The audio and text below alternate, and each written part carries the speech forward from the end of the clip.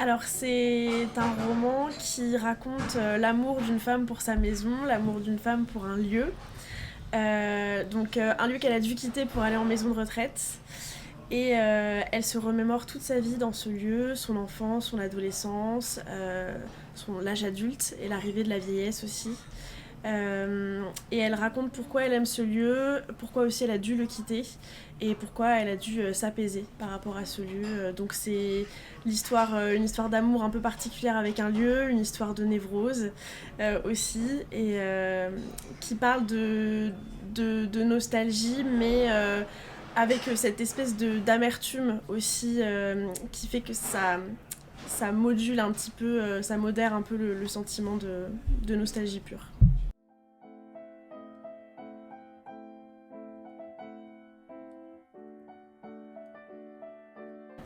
J'avais envie effectivement d'écrire la vie de cette dame à rebours, c'est-à-dire qu'on part de la fin de sa vie pour en remonter le fil, comprendre tout ce qui a construit sa personnalité, tout ce qui a construit son caractère, sa détermination. Et je me suis inspirée pour comprendre comment on vit le temps qui passe. Je me suis inspirée de ce que m'ont parfois raconté mes grands-parents, euh, quand ils me parlent de leur perception, de leur corps qui change, de leur perception de la vie qui passe autour d'eux, leur rapport aux souvenirs, leur rapport à la mémoire. Euh, je me suis inspirée de ça, je les ai beaucoup écoutés parler quand j'étais enfant, adolescente et encore aujourd'hui. Et je crois que oui, j'ai puisé là-dedans, non pas pour créer un personnage qui ressemble à mes grands-parents, mais en tout cas pour avoir une impression plus complète du temps qui passe, alors que je n'ai pas l'âge requis pour en parler de cette manière-là. Néanmoins, cet aspect de fugacité de la vie, je pense qu'on peut le ressentir à tout âge. J'avais le souci d'être juste. Je ne voulais pas aller trop dans le pathos. Je voulais pas non plus trahir, les émotions qu'on peut ressentir peut-être en vieillissant. Je voulais pas aller trop dans l'extrapolation parce que je ne voulais pas avoir écrire quelque chose qui aurait l'air artificiel.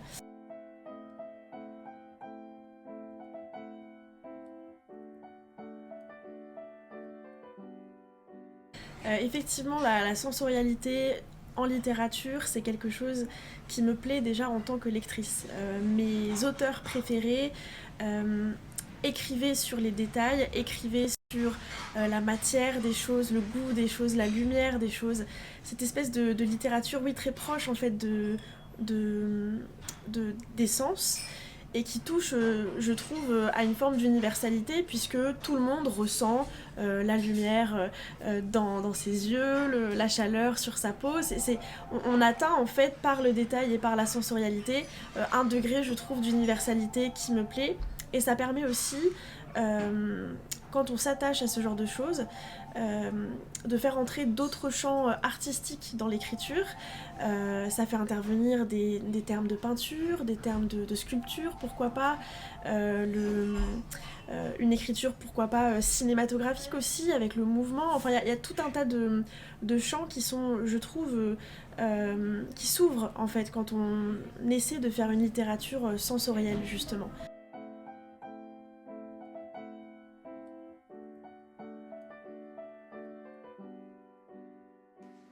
Il y a un tableau qui m'a particulièrement inspirée quand j'écrivais le roman pour justement l'atmosphère sensorielle qu'il véhicule. C'est un peintre français symboliste qui s'appelle Édouard Vuillard, qui a peint un jardin frappé par le soleil, où les couleurs sont absolument magnifiques et on voit la maison en arrière-plan qui attire l'attention immédiatement par le traitement des couleurs, et on voit une dame, une femme qui jardine au premier plan. Et les couleurs, la lumière de ce tableau ont vraiment accompagné les moments d'été, par exemple, ou de printemps que je décris dans la maison, même si la maison ne ressemble pas du tout à celle du roman. Et il y a une autre influence picturale qui... alors c'est un peintre danois qui peint des intérieurs vides. des intérieurs vides, des salons vides traversés par des raies de lumière. C'est un style extrêmement réaliste, mais où la solitude est palpable. C'est des pièces désolées.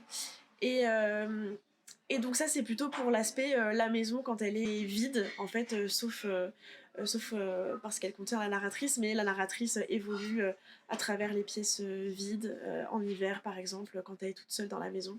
Et donc ça, cette ambiance-là, vraiment feutrée, avec cette lumière un peu livide, ça m'a inspirée pour les moments d'hiver.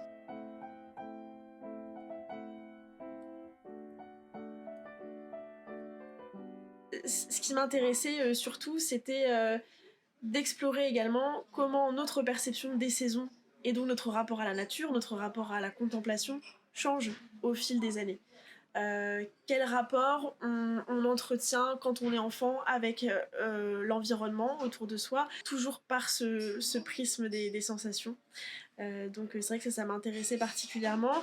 Et moi j'ai l'impression que j'ai toujours eu une perception assez forte des saisons. Je me réjouissais toujours de passer d'une saison à l'autre en fait, justement parce que ça s'accompagnait d'une esthétique particulière à chaque fois. J'ai écrit chaque saison au moment où moi-même je vivais cette saison-là. C'est-à-dire qu'en été j'écrivais la partie été, en automne, je passais à la partie automne. Et comme j'ai écrit ce roman sur 2 ans et demi, ça veut dire que j'ai fait plusieurs cycles en fait comme ça. En fait, j'ai moi-même voulu suivre les saisons vécues par la narratrice dans ma vie personnelle pour être au plus proche justement des sensations qu'on ressent à chaque saison. Pour encore par ce souci de justesse et pour être au plus proche pour être au plus proche d'une sensorialité vraie.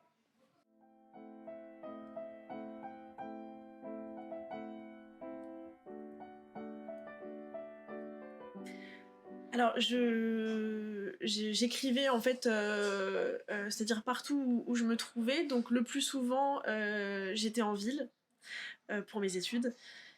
Et donc, rejoindre ce jardin-là, rejoindre cette maison-là, c'était aussi pour moi, je pense, une parenthèse qui s'ouvrait, où je pouvais rejoindre des paysages qui me plaisaient, qui me rappelaient des paysages que j'avais connus dans mon enfance également. Donc c'est vrai que ça a été aussi assez cathartique pour moi de retrouver ce lieu un peu idéalisé par la narratrice et que je rejoignais avec grand plaisir aussi.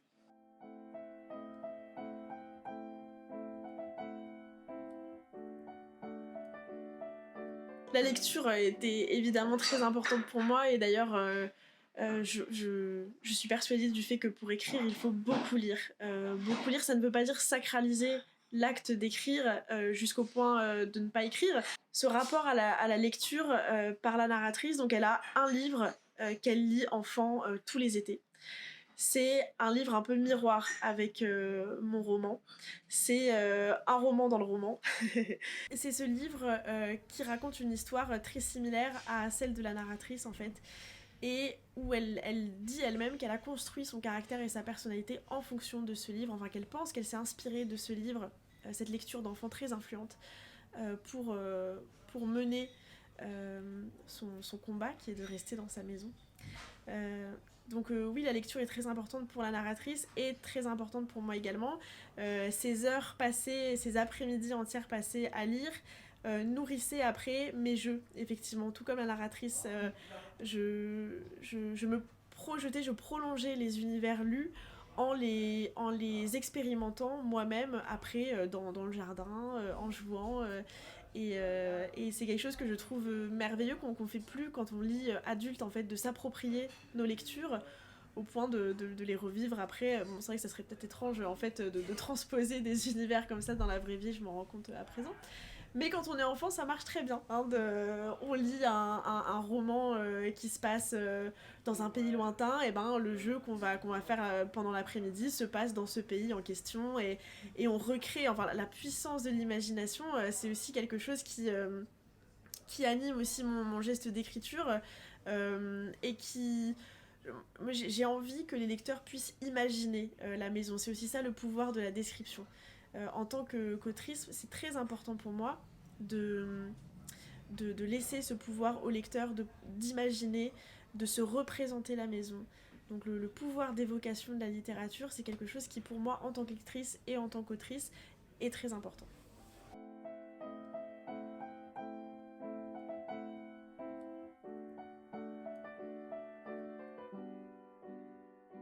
C'est une maison que j'ai volontairement voulu comme une entité dans laquelle chacun peut placer sa maison connue ou imaginaire. C'est-à-dire que, alors elle est décrite abondamment cette maison. C'est une maison effectivement dont on ne sait pas trop dans quel pays elle pourrait se situer. Hein. Il y a un flou quant au lieu. Et c'est volontaire, c'était pour laisser cette liberté au lecteur d'ériger cette maison dans le paysage qu'il souhaite. Et donc effectivement, c'est une maison forteresse, une maison citadelle que garde farouchement la narratrice. Elle a l'impression d'être la gardienne de ce temple, elle sacralise beaucoup sa maison. Et comme un lieu sacré, donc, elle en protège l'entrée, elle en garde l'énergie. Et elle prend garde à ne pas faire entrer n'importe qui dans sa maison, qui semble aussi avoir sa propre existence, qui évolue comme un corps humain qui se décharne au fur et à mesure du temps. Donc oui, c'est une maison à la fois très accueillante et à la fois un peu inquiétante, oui.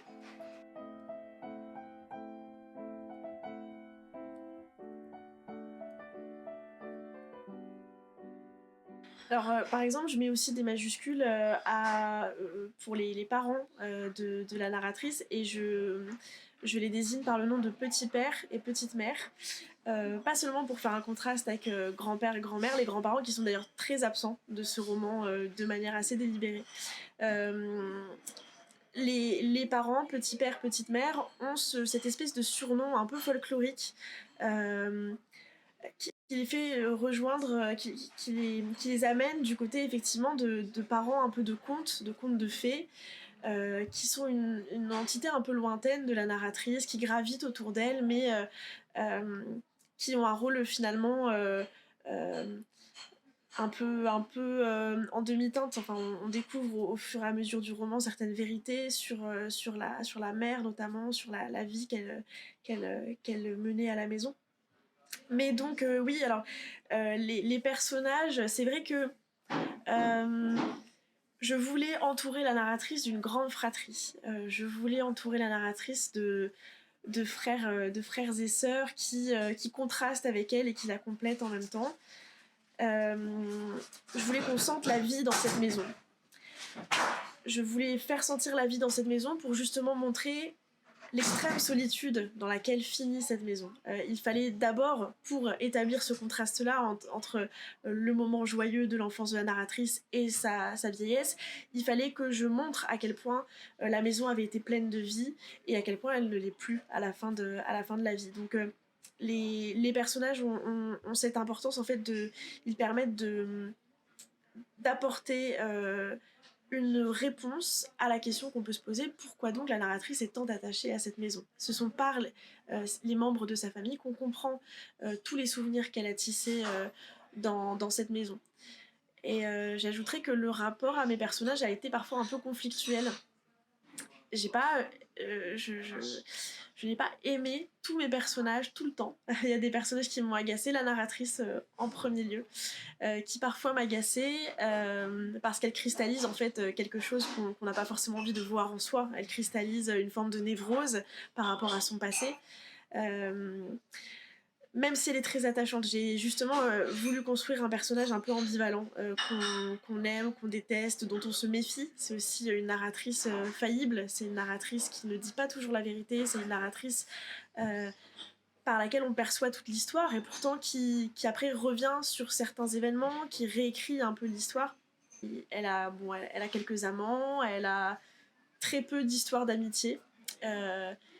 Elle est en fait on a l'impression qu'elle est dans l'échec perpétuel de la relation aux autres. On a l'impression qu'elle échoue à faire des liens hors du lien qui est avec la maison. On a l'impression que son amour pour la maison exclut l'amour pour tous les autres. Donc voilà, la maison dans dans cette perspective-là, est un vrai personnage aussi parce qu'il cristallise une véritable histoire d'amour qui n'est pas forcément possible avec les autres.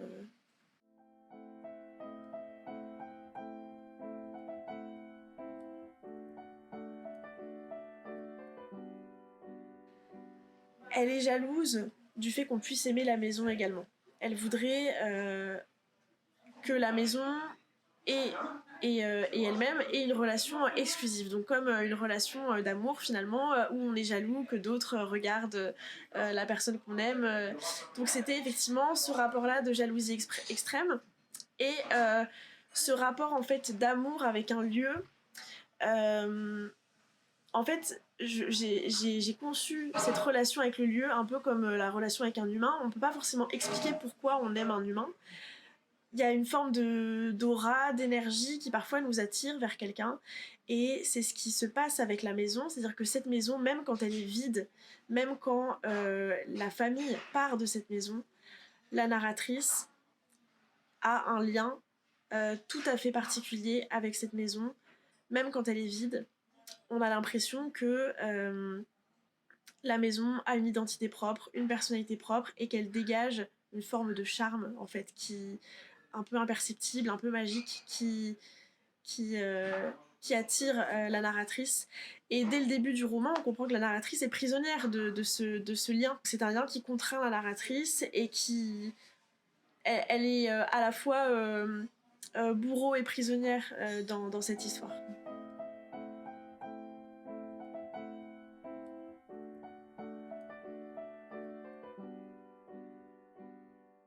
Je crois qu'on fantasme toujours le passé, on idéalise nos souvenirs, euh, on les enjolive pour qu'ils correspondent à la vision qu'on a de nous-mêmes et des autres, des périodes révolues. Donc c'est vrai il y a, je pense, c'est peut-être moins de l'ordre du mensonge que d'une forme d'imagination qui prend le pas et qui, a posteriori, modifie la réalité telle qu'elle a été. On voit tout notre passé à travers un filtre un petit peu particulier qui s'est coloré au fil de nos perceptions, de nos sensations. Et la sœur de la narratrice, effectivement, lui reproche avec beaucoup de violence cette distorsion du passé. Parce qu'en fait, on a beau avoir vécu la même chose que nos proches parfois, notre vision des événements n'est pas la même. Notre perception singulière a coloré d'une manière différente les événements qu'on a vécus. Et donc c'est un travail aussi que je voulais mener, c'est vrai, sur la mémoire, quel matériau malléable est le passé en fait, qu'est-ce qu'on en fait et comment s'apaiser avec le passé aussi. C'était ma question aussi, peut-être pour répondre aussi à des questions personnelles, c'est-à-dire comment est-ce qu'on fait pour honorer notre passé, s'apaiser avec son passé. Voilà, c'est des questions effectivement qui m'intéressaient.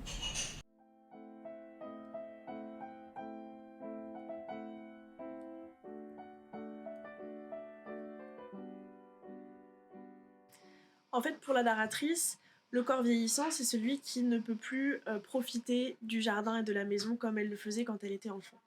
Donc le corps vieillissant, pour elle, c'est le corps qui ne peut plus courir, le corps qui ne peut plus jouer, le corps qui souffre quand il fait chaud, le corps qui souffre quand il fait froid.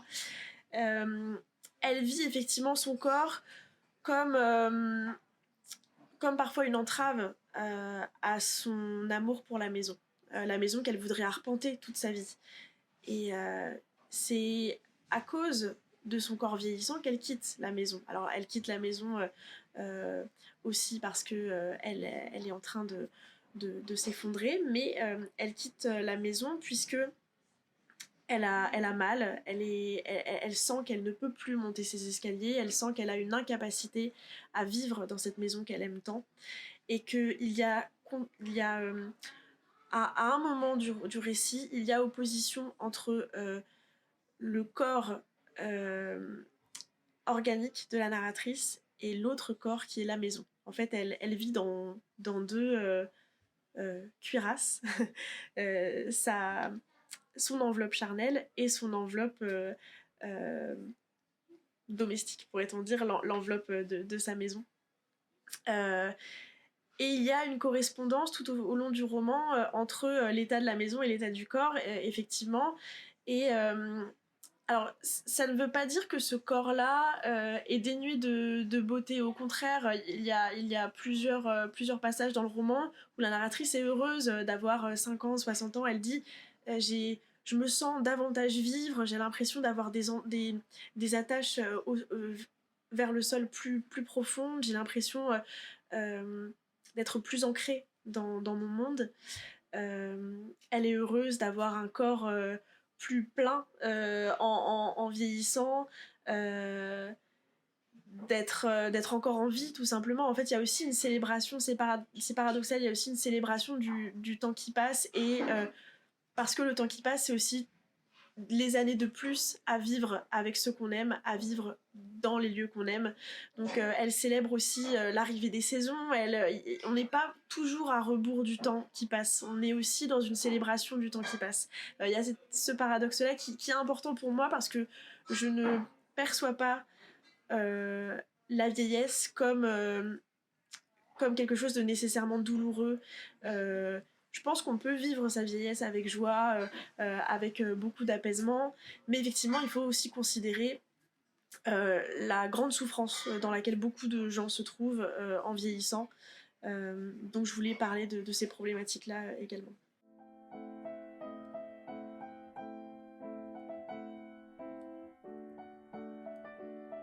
L'écriture a été assez fluide parce que la description, c'est quelque chose qui pour moi est ce que je préfère lire et ce que je préfère écrire. Donc les moments de description sont toujours les moments les plus faciles pour moi à écrire. Au contraire, il y a très peu de dialogue dans le roman, voire aucun dialogue. Je trouve que c'est parfois plus difficile de trouver le ton juste pour faire parler des personnages.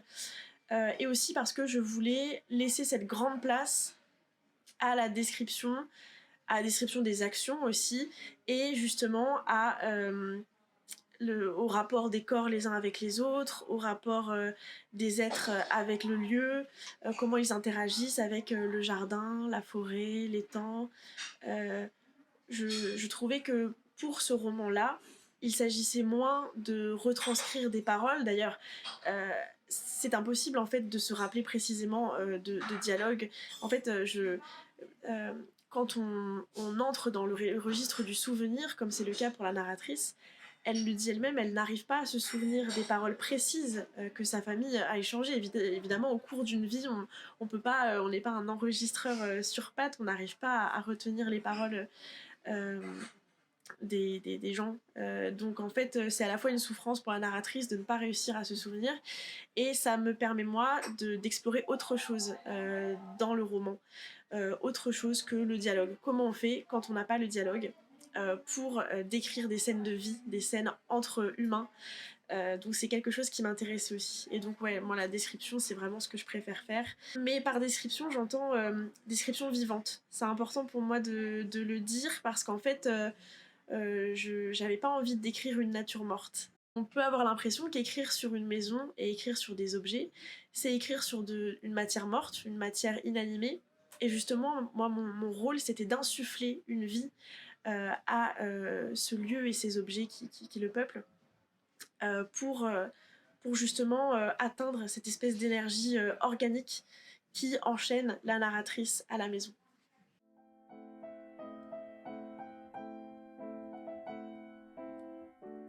Alors j'ai choisi un passage qui se passe au début de la section printemps du roman. Donc c'est la dernière section du roman. Et c'est un passage que j'aime bien parce que justement il contient cette sensorialité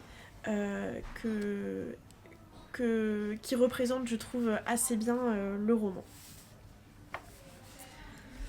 Le printemps est beau, pourtant, à la maison. Il est toujours le même. On le guette chaque année avec Harriet, dans chaque frémissement de l'air froid. D'abord, timidement, la peau sirote le soleil neuf d'avril sans trop oser y croire, encore glacée par le long hiver, lumière de marbre.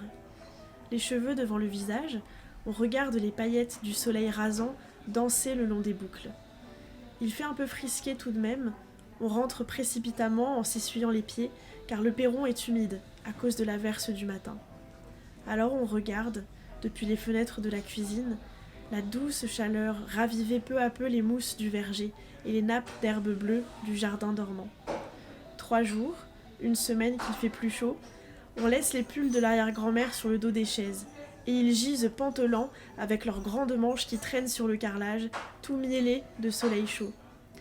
On s'étire comme un chat paresseux glissant hors de la sieste, heureux comme un funambule qui se déplie à l'heure dorée d'un zénith nouveau.